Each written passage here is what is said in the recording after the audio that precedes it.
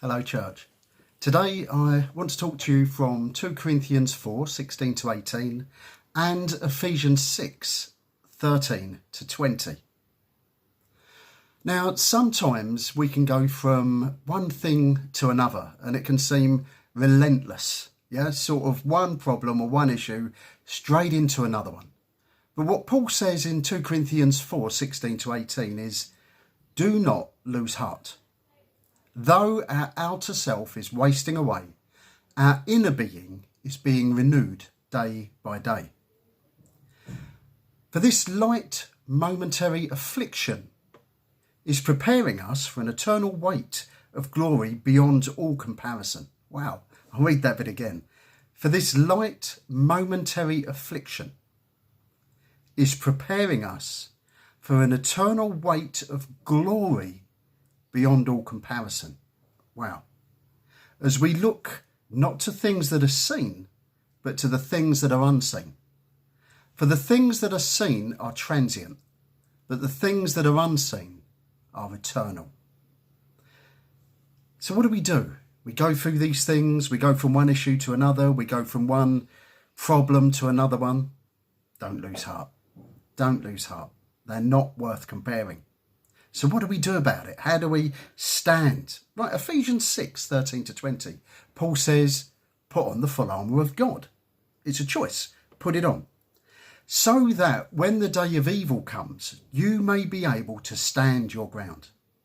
And after you've done everything to stand, stand firm. When you've done everything you can to stand firm. Stand firm then, with the belt of truth buckled around your waist, the breastplate of righteousness in place, and with your feet fitted with the readiness that comes from the gospel of peace. In addition to all this, take up the shield of faith, with which you can extinguish all the flaming arrows of the evil one. Take up the helmet of salvation and the sword of the Spirit, which is the word of God. And pray in the Spirit on all occasions.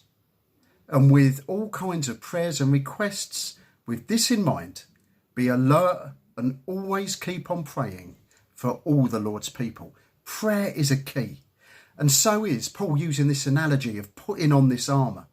And the shield of faith, what he's talking about, that extinguishes the fiery arrows of the evil one, were big, heavy-duty shields that were covered in leather, like a hide, and they'd soak them.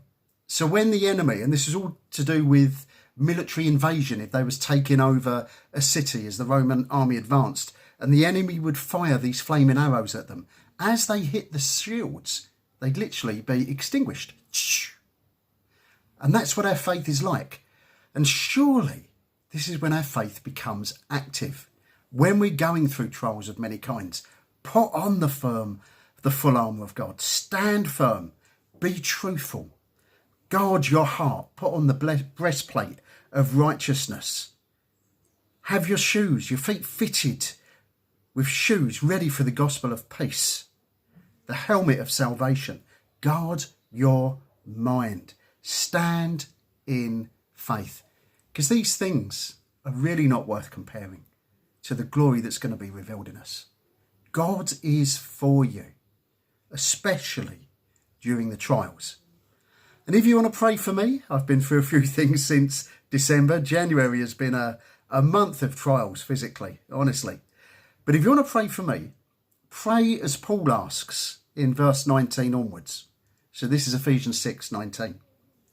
Pray for me that whenever I speak, words may be given me, so that I will fearlessly make known the mystery of the gospel. Pray that I may declare it fearlessly as I should. Brothers and sisters, we've got the answers.